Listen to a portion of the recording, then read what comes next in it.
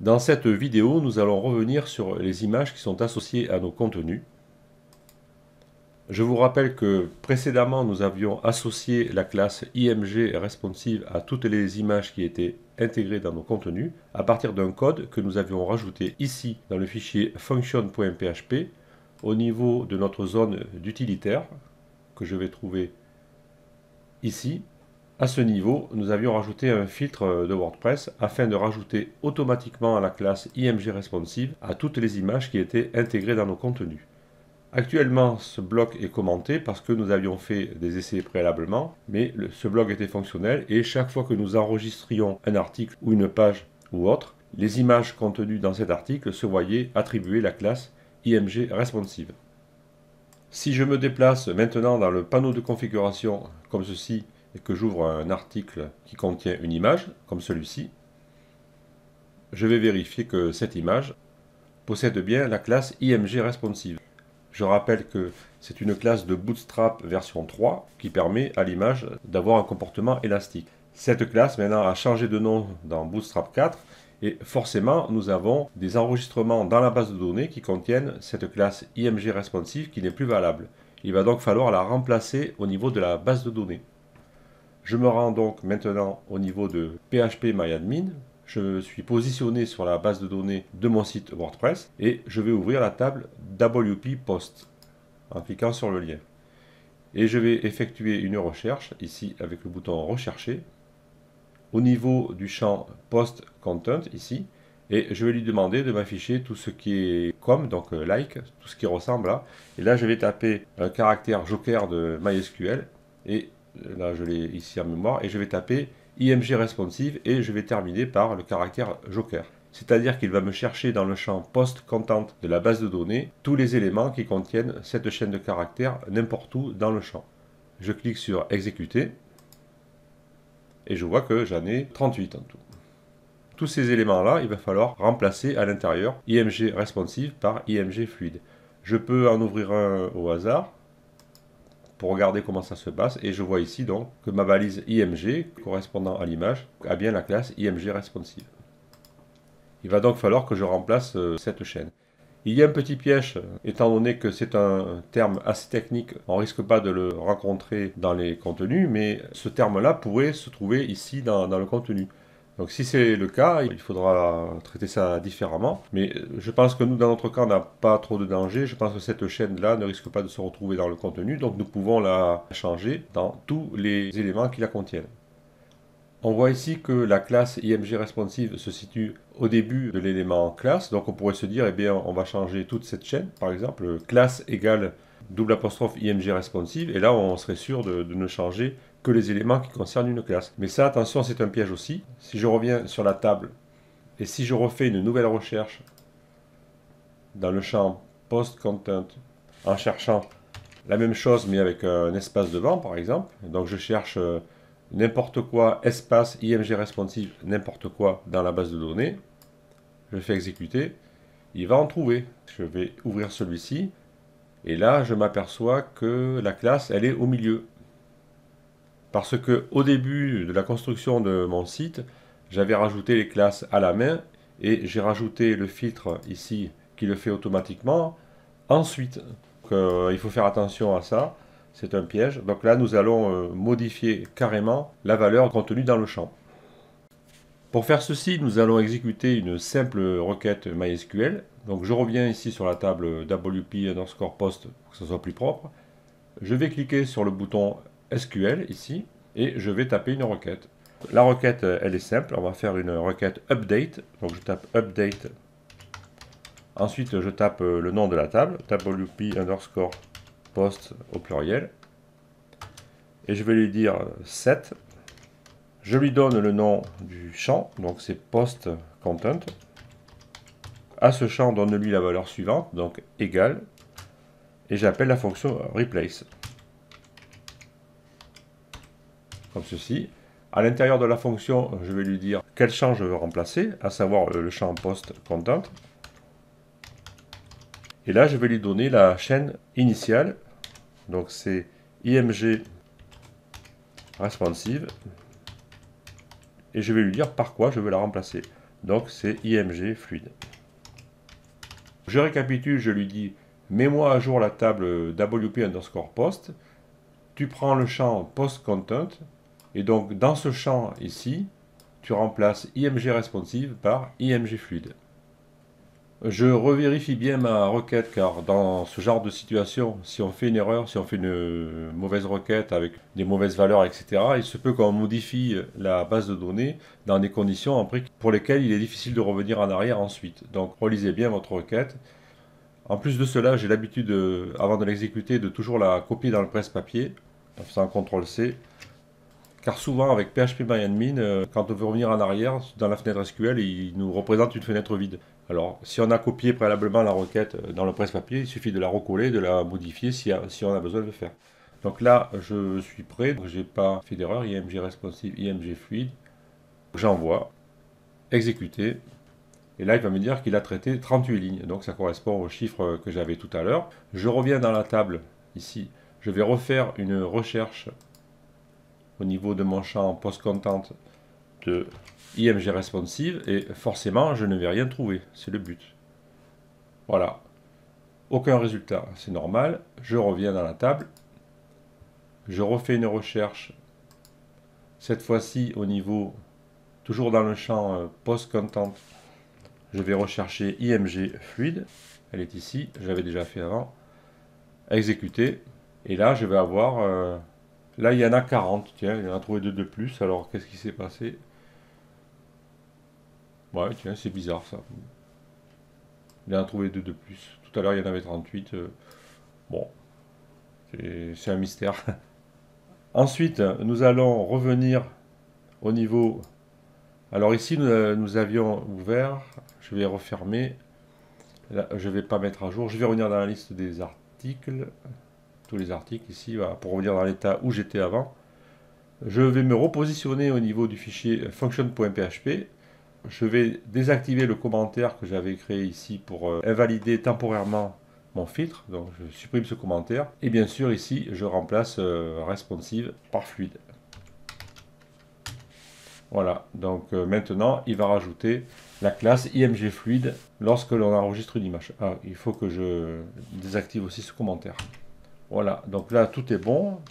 Je fais CTRL S pour enregistrer mon fichier function.php. Je reviens ici dans le tableau de bord. Je vais rouvrir mon article 7 que j'avais ouvert tout à l'heure. Je vais l'ouvrir en modification. Et là, je vois bien qu'il a IMG fluide maintenant à la place de IMG responsive. Donc, j'annule ceci.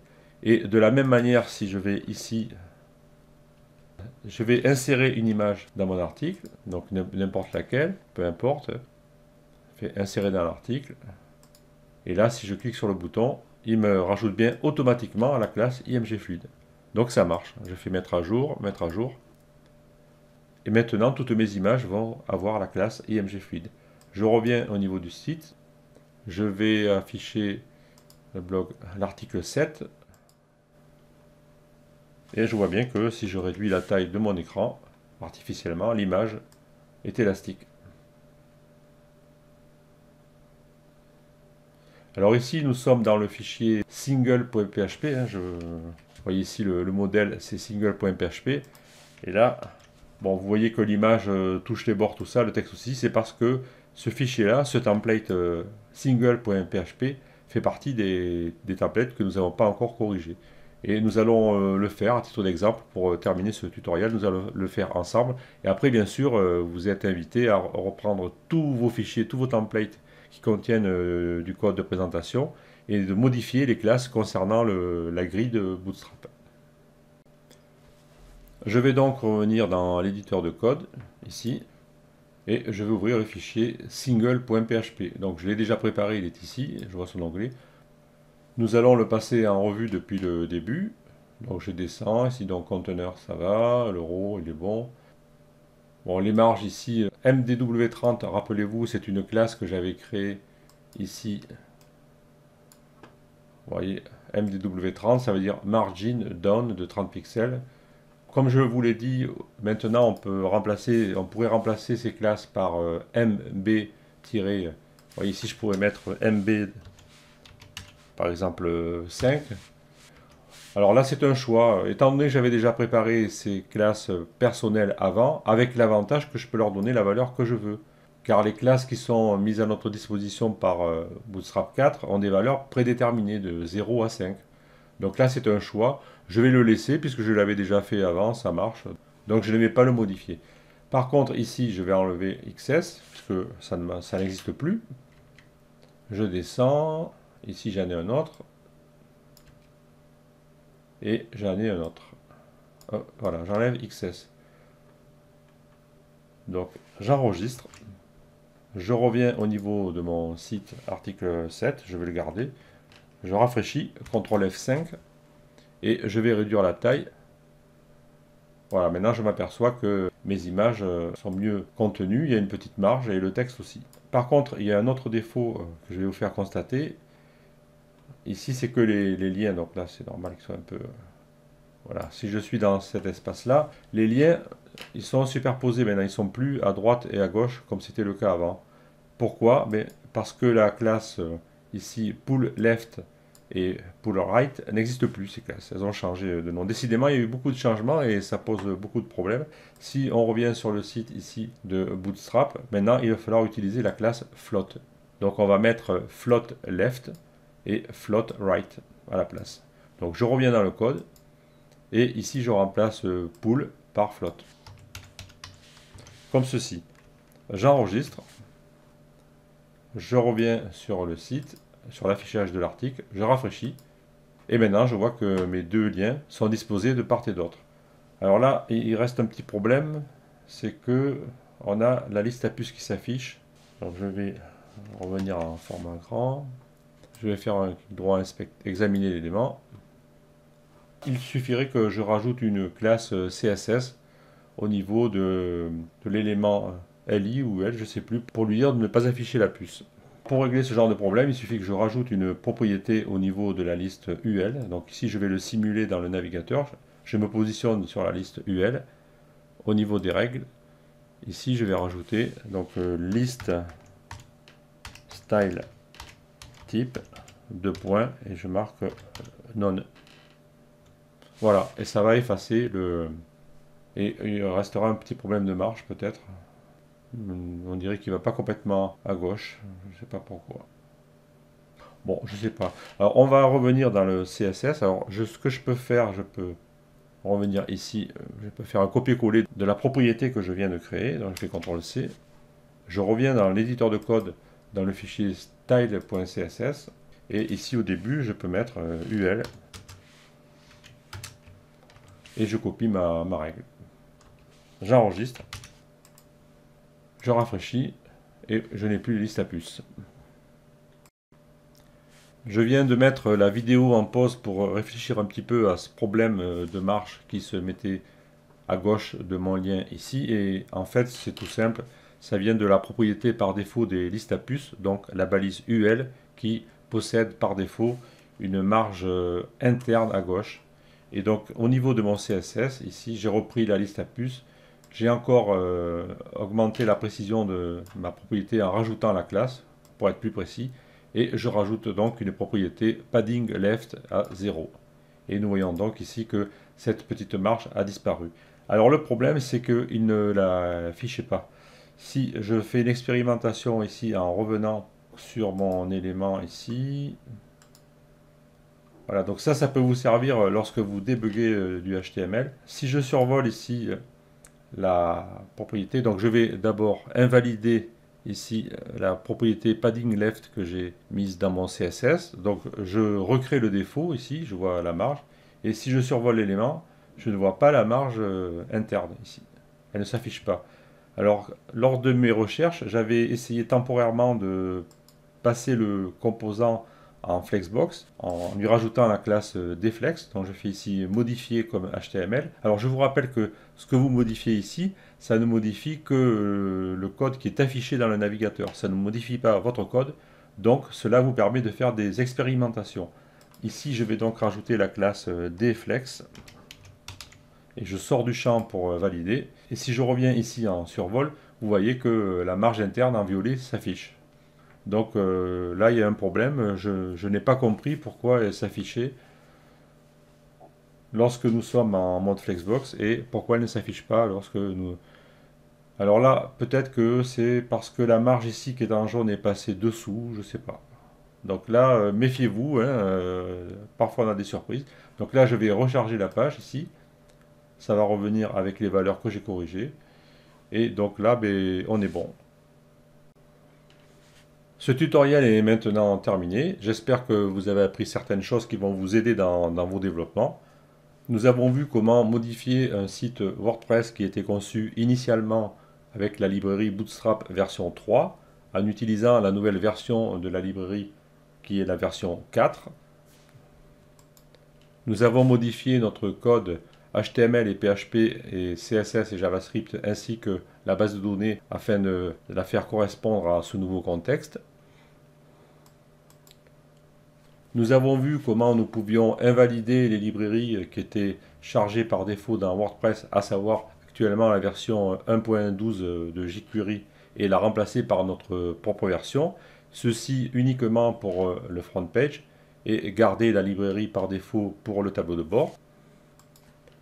Nous avons constaté qu'il y avait de grosses différences entre les versions 3 et 4 de Bootstrap et que ça pouvait poser certains petits problèmes d'adaptation, donc qu'il ne fallait pas faire la modification à la légère.